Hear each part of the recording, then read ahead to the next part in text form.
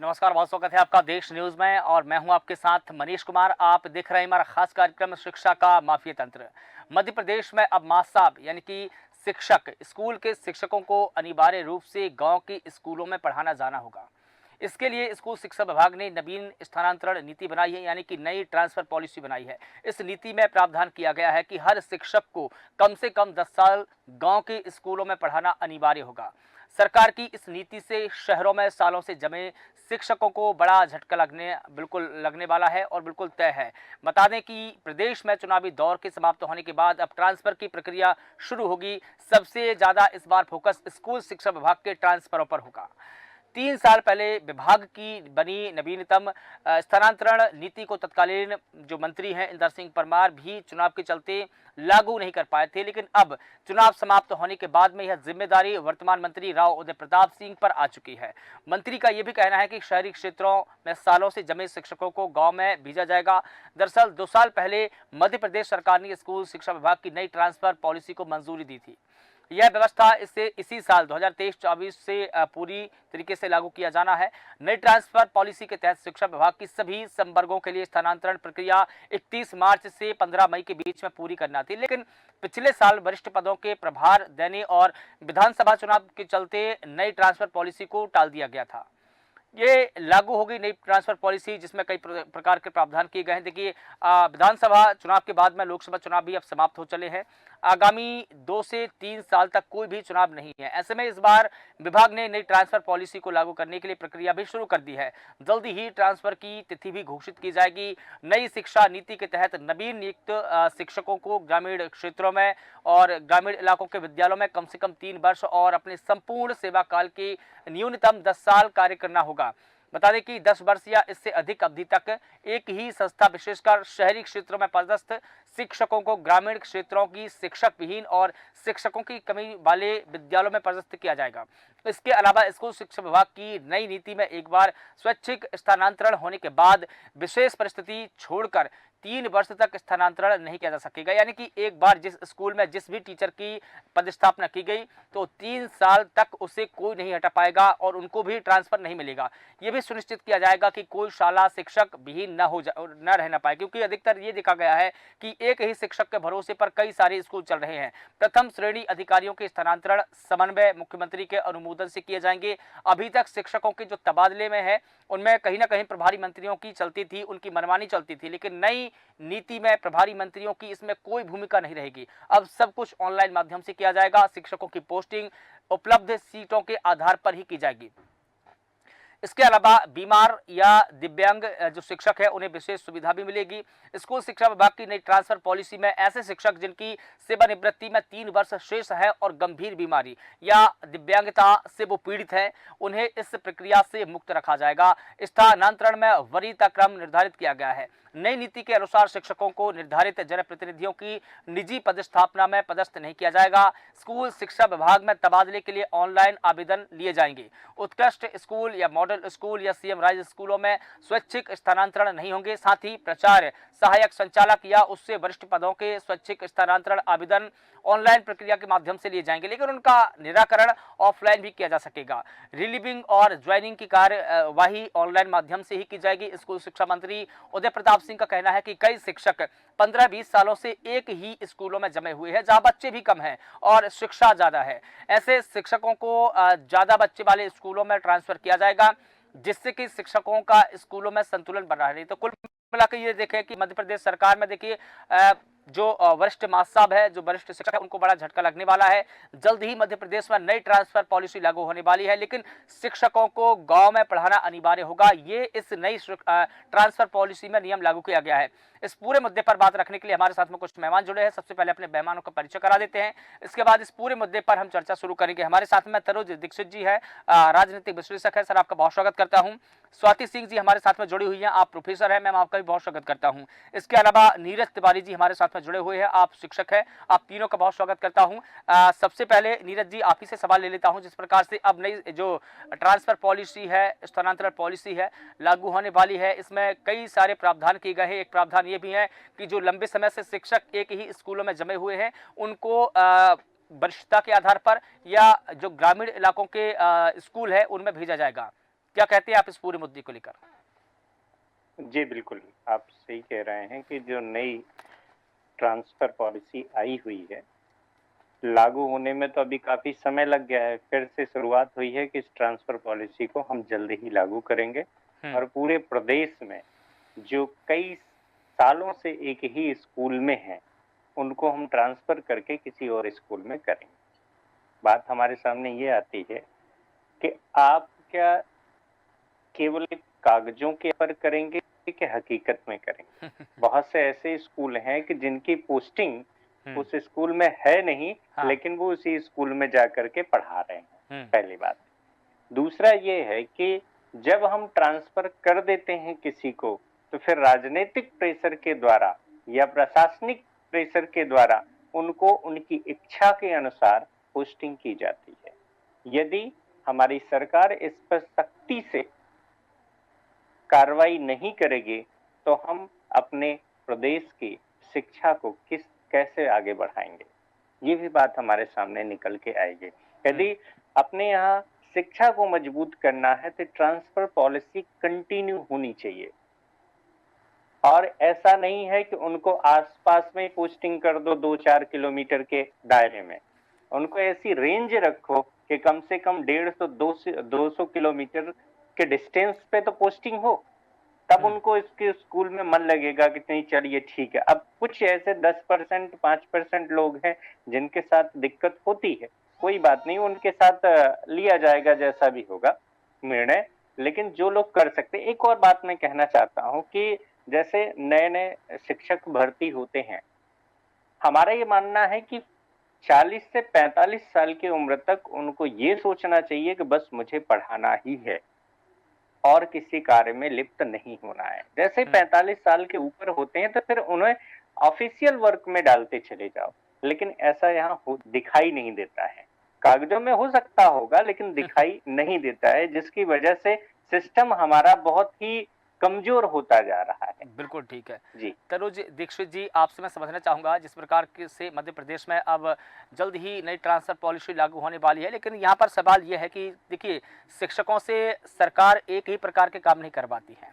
कोई सर्वे अगर करना हो तो शिक्षकों की ड्यूटी लगा दीजिए, चुनाव हो तो शिक्षकों की ड्यूटी लगा दीजिए, कोई बड़े योजनाओं का क्रियान्वयन की अगर बात हो तो शिक्षकों की ड्यूटी लगा दीजिए। कुल मिलाकर यह है कि शिक्षकों को एक तो ठीक से काम नहीं करने दिया जाता, लेकिन कई शिक्षक ऐसे भी हैं जो लंबे समय से एक ही स्कूलों में पदस्थ है, वो गाँव ही नहीं जाना चाहते। इन दोनों मुद्दों पर आपकी राय क्या है?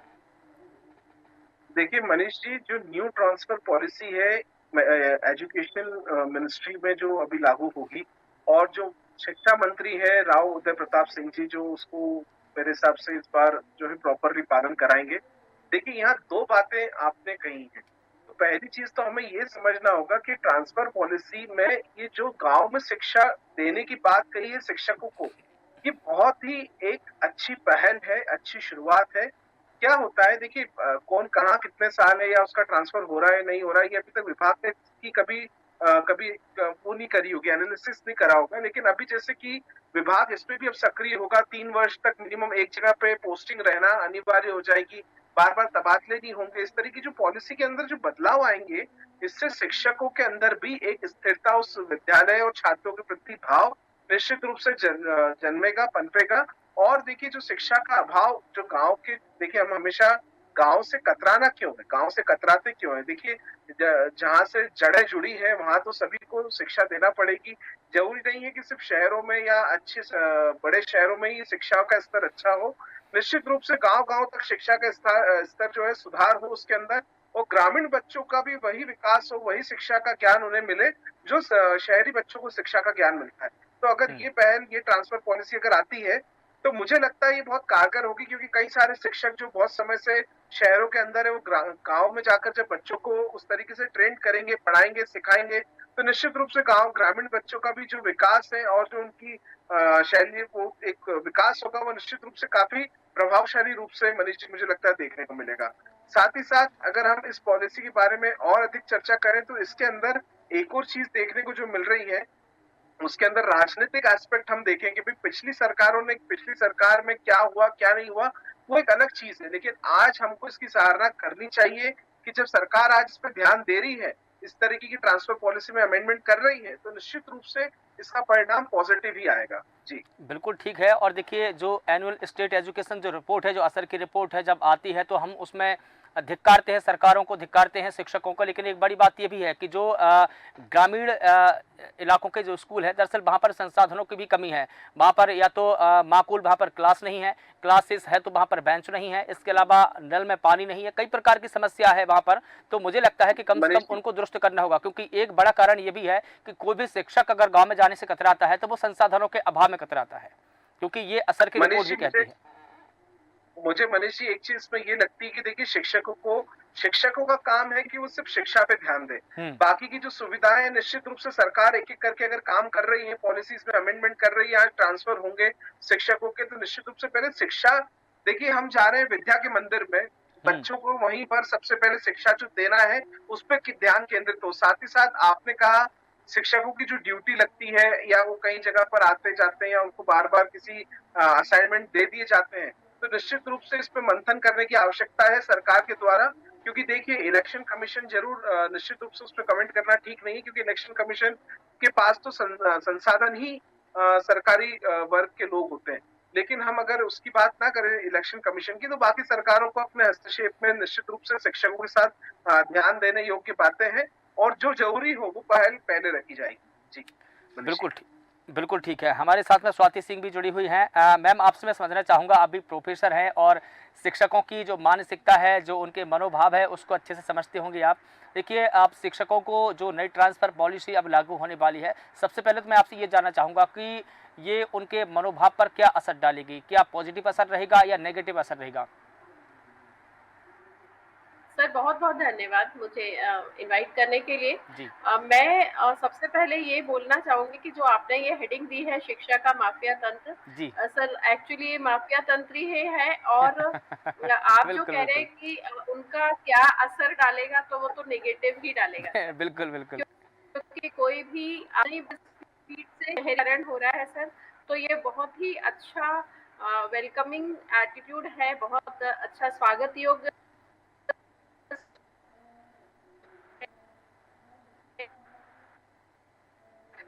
क्योंकि अगर बिल्कुल।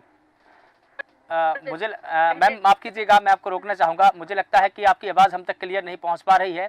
ना तो मैं आपकी आवाज़ को ठीक से सुन पा रहा हूँ और ना ही दर्शक सुन पा रहे हैं। तो मुझे लगता है कि नेटवर्क इशू है। मैम, क्या आप मुझे सुन पा रहे हैं? हाँ जी, मैं सुन पा रही हूँ सर आपको। जी, अपनी बात रखें मैम।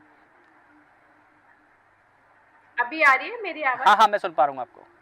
हेलो? जी, जी, मैं सुन पा रहा हूँ आपको। हाँ, सुन पा रहे हैं। जी। हाँ जी, मैंने बोला सर बहुत स्वागत योग्य सुझाव है ये। हुँ।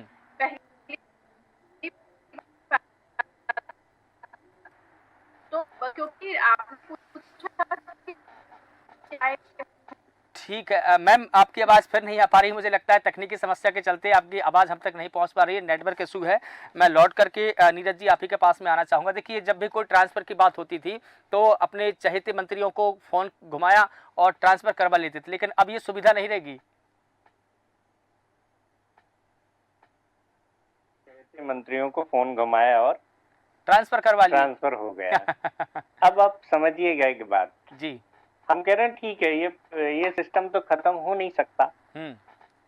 ये कागजों में हो सकता है, किसी भी मंत्री के फोन पे हम नहीं करेंगे, हुँ। क्योंकि जिसके हाथ में सिस्टम है, यदि उसी की बात नहीं मानेंगे हुँ। तो फिर कैसे काम होगा। हुँ। लेकिन मनीष जी, मेरा एक बात ये कहना है हुँ। कि इस प्लान को हम कैसे सक्सेस कराएं। बिल्कुल। मेरे मन में एक सुझाव अभी आया कि जैसे आपने जिक्र किया था संसाधन की कमी, हुँ। क्या संसाधन की कमी कागजों पे है? हुँ। जरा इसका एनालिसिस करिएगा। हुँ। चाहे गांव में स्कूल हो चाहे कहीं भी, लेकिन कागजों पे संसाधन की कमी बिल्कुल भी नहीं है, हुँ। जहां तक मेरा मानना है। हुँ। और दूसरा, जहां भी हमारे प्रदेश में सरकारी स्कूल हैं, हुँ। उन स्कूलों में यदि हम सरकारी स्कूल को बढ़ावा दे रहे हैं तो हम ऐसा कर सकते हैं कि किसी का ट्रांसफर हो तो उसकी सैलरी बढ़ा दो उस स्कूल में।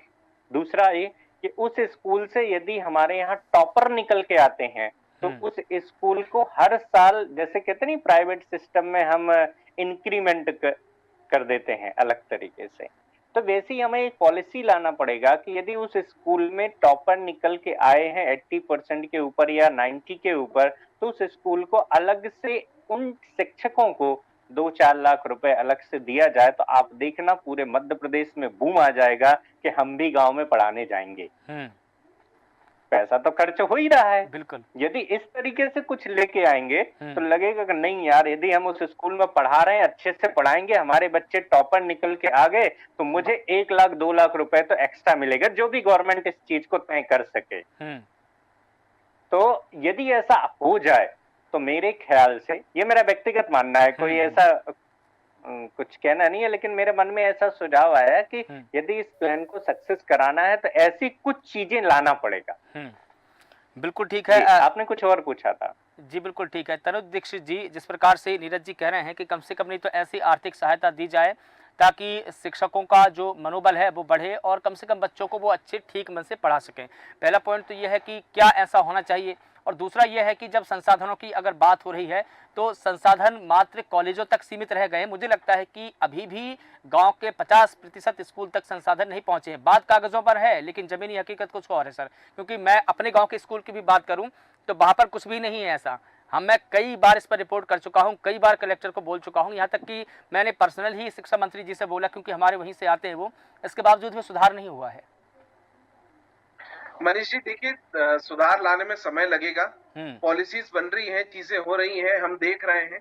लेकिन एक चीज और मैं आपको कहूंगा कि अगर इस तरीके की जो संसाधनों की जो कमी हमें लगती है, इसके लिए एक जो सबसे बड़े जिम्मेदार फैक्टर है वो ये है कि जो शिक्षा विभाग के अंदर खर्च करने वाली राशि है वो बच्चों के संसाधनों में उस तरीके से खर्च नहीं हो रही है, चाहे जो भी वजह रही हो। लेकिन क्योंकि हम स्कूलों का, अब जैसे देखिए सीएम राइज स्कूल एक नया कॉन्सेप्ट अभी जो कि पिछले कुछ वर्षों से शुरू हुआ है, तो एक वो नए कॉन्सेप्ट के अंतर्गत आने वाले स्कूलों का जो अच्छे से सब कर रहे हैं, स्थापना कर रहे हैं, उसमें काफी हद तक हम देख रहे हैं एमिनिटीज बढ़ाई जा रही है। शासकीय स्कूलों में भी उसको अच्छे से कार्रवाई की जा रही। तो निश्चित रूप से इस तरह की जो चीजें हैं, सीएम राइज स्कूल राइज योजना जैसी स्कीम्स जो है, ये काफी फ्रूटफुल है आने वाले समय में बच्चों के भविष्य के लिए।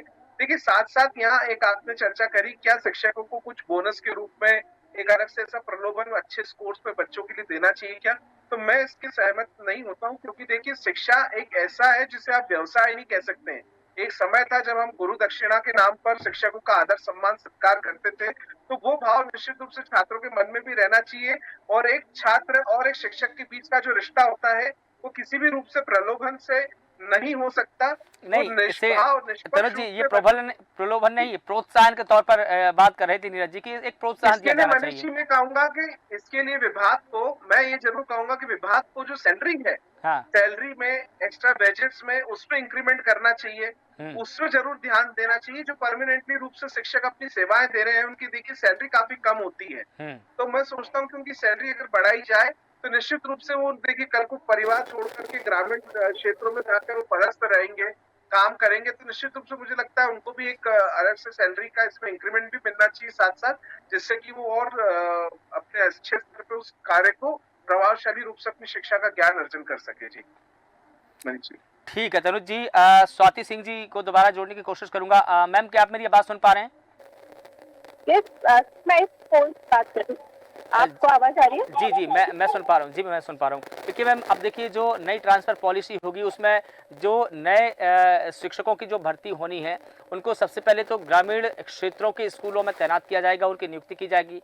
कम से कम उनको ग्रामीण क्षेत्रों में 3 वर्ष बिताना ही पड़ेगा, यही नियम है। इसके अलावा संपूर्ण सेवा काल के 10 वर्ष ग्रामीण स्कूलों को देना ही होगा, ये भी एक नियम है। अब देखिए यहाँ पर बाउंडेशन बनाई गई है, 3 साल तो प्रथम रूप से आपको देना ही पड़ेगा जब आपकी नियुक्ति होगी, लेकिन संपूर्ण जो सेवा काल रहेगा, चाहे वो 50 साल का हो, 60 साल का हो या 70 साल का हो, उनमें से 10 वर्ष आपको ग्रामीण क्षेत्रों में देना पड़ेगा। तो ये कितना बड़ी पहल है सरकार की। क्या इस पहल से सुधार हो पाएगा शिक्षा में? सर बहुत स्वागत योग्य पहल है। अब आ रही है आवाज सर? जी जी मैं सुन पा रहा हूँ आपको। हाँ जी, लेकिन सर उसके अलावा जैसा अभी मनीष जी ने और आपने बोला, नीरज जी ने बोला कि उनको कुछ ना कुछ मॉनेटरी बेनिफिट मिलना चाहिए सर, क्योंकि वहां जाकर वो कोई भी एकदम से तैयार नहीं होगा जाने के लिए। तो हमें उनको कुछ ना कुछ इस तरह के बेनिफिट्स देना पड़ेगा, उनकी सुविधाओं का भी ध्यान रखना पड़ेगा। पर साथ में ये कंपलसरी दोनों मतलब कहते हैं ना, every coin has two side. तो दूसरा साइड ये है कि उनको जाना कंपलसरी करना पड़ेगा, और ये बहुत अच्छी पहल है, क्योंकि कभी ना कभी तो किसी का, जैसे डॉक्टर्स के लिए भी है ये कि डॉक्टर्स को 3 साल रहना चाहिए।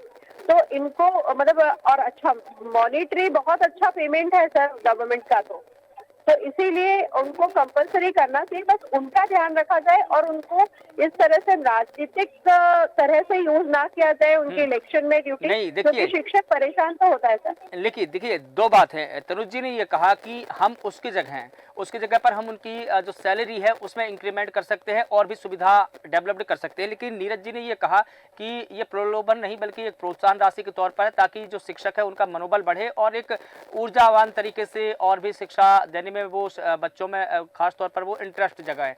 तो यहाँ पर 2 बातें हैं, लेकिन मुझे ये लगता है कि सरकार जब सैलरी दे रही है तो अलग से क्या इंक्रीमेंट करने की जरूरत है या प्रोत्साहन देने की जरूरत है, क्योंकि यही तो शिक्षकों का काम है। अगर वो पढ़ाएंगे नहीं, अपनी सेवा नहीं देंगे तो क्या करेंगे? यस सर, ये बात तो बिल्कुल कि ऑलरेडी मैंने बोला वो बहुत अच्छा उनको सैलरी मिल रही है। हाँ, गवर्नमेंट को तो हर गवर्नमेंट एम्प्लॉय को आज भी बहुत अच्छी। और सर अभी 2-3 दिन पहले की एक न्यूज थी कि एक टीचर यहीं पर इंदौर संकुल में कहीं एक टीचर ठीक से बोर्ड में अपना नाम तक नहीं लिख पा रही थी। तो ये हाल है, इस तरह की अपॉइंटमेंट हो रही है, लेकिन फिर भी उनकी सैलरी आ रही है और बहुत हैंडसम सैलरी आ रही है सर। तो उनको एक्स्ट्रा बेनिफिट देने की, एक्स्ट्रा मॉनेटरी हेल्प करने की क्या जरूरत है ना? लेकिन सर करना पड़ेगा, क्योंकि अगर हमें शुरुआत करना है तो कुछ ना कुछ इस तरह के बेनिफिट देंगे, नहीं तो कोई जाएगा नहीं। एक बात तो ये। दूसरी बात वॉच, कि किसका वॉच है, क्या पता सर ये भी सिर्फ डॉक्यूमेंट्स में होकर रह जाए, तो वो वॉच। और तीसरा मेरा कंसर्न था कि उनको एक्स्ट्रा ड्यूटीज ना देकर ही देखा जाए, उनकी इलेक्शन में ड्यूटी नहीं, और डायरेक्ट कनेक्ट। तो आजकल तो सिर्फ सब ऑनलाइन कनेक्ट होता है, तो रैंडम क्लासेस चेक की जाए कि वो पढ़ा रहे हैं या नहीं पढ़ा रहे। नहीं, ये तो प्रशासन तय करेंगे ना कि एक्स्ट्रा क्लासेस लेना है या नहीं लेना है, एक्स्ट्रा ड्यूटीज लेनी है या नहीं लेनी है। क्योंकि देखिए, सरकार जब नियुक्ति कर रही है तो सरकार को किस प्रकार से यूज करना है, उपयोग करना है, ये सरकार जाने। क्योंकि देखिए, हमने देखा कि विधानसभा चुनाव में भी शिक्षकों की ड्यूटी लगाई गई, लोकसभा चुनाव में भी शिक्षकों की ड्यूटी लगाई गई, तो ये एक्स्ट्रा ड्यूटी है, अब ये सरकार तय करेगी। अब देखिए, नई जो ट्रांसफर पॉलिसी आई है उसमें जो अपनी स्वेच्छा है उस स्वेच्छा को खत्म कर दिया गया है, यानी कि कुल मिलाकर सरकार जो चाहेगी वही होगा। तो क्या इससे शिक्षकों का शोषण नहीं होगा? सर हमें ये बात भी तो सरकार तक पहुंचानी पड़ेगी कि अगर हम उनकी एनर्जी, उनका टाइम, उनका मनी अगर हम इसमें आने जाने में, तो वो एक्सप्लॉइट तो होता है ना सर एक टीचर। तो उनका ये वाली बात है, हमें इसी डिस्कशन के जरिए पहुंचाना पड़ेगी कि उनको एक्सक्लूसिवली टीचिंग के लिए रखें। और उनके जैसे सर अभी हायर एजुकेशन ने शुरू किया है, इवन सेंट पॉल में भी ये हमने शुरू किया है, हमारा ऑटोनॉमस है, कि हमारे बेस्ट लेक्चर्स की रिकॉर्डिंग हो, क्लास के बेस्ट लेक्चर्स की, और वो हम अपने वेबसाइट में डालें। ठीक है, राइट? तो इस तरह का अगर हम उनको टीचिंग का इस तरह के उनके अच्छे लेक्चर्स या उनको बहुत डायरेक्ट होगा, तो मुझे लगता है शिक्षा में भी उसका मतलब अच्छा इफेक्ट आएगा। बिल्कुल ठीक है। तमाम जानकारी के लिए आप सभी का बहुत शुक्रिया। चूंकि समय हो चला है, नीरज जी आपका बहुत शुक्रिया, तनुज जी आपका भी बहुत शुक्रिया, मैम आपका भी बहुत शुक्रिया। बता दें कि मध्य प्रदेश में अब शिक्षकों को बड़ा झटका लगने वाला है। जल्द ही नई ट्रांसफर पॉलिसी शुरू होगी। शिक्षकों को गांव में अनिवार्य रूप से पढ़ाना होगा। नए शिक्षकों की जो भर्ती की जाएगी, जो नियुक्ति मिलेगी, उनको ग्रामीण क्षेत्रों में मिलेगी। कम से कम शिक्षकों को 3 वर्ष तक गांव में जाना पड़ेगा और बच्चों को पढ़ाना पड़ेगा, स्कूलों में पढ़ाना पड़ेगा, और अपने संपूर्ण सेवा काल का 10 वर्ष ग्रामीण स्कूलों में देना होगा। ये नया नियम है। इस नियम के लागू होने के बाद में देखना होगा कि क्या मध्य प्रदेश के ग्रामीण स्कूलों की जो शिक्षा व्यवस्था है वो सुधर पाएगी। फिलहाल देश न्यूज़ के खास कार्यक्रम में बस इतना ही। मुझे दीजिए इजाज़त। नमस्कार।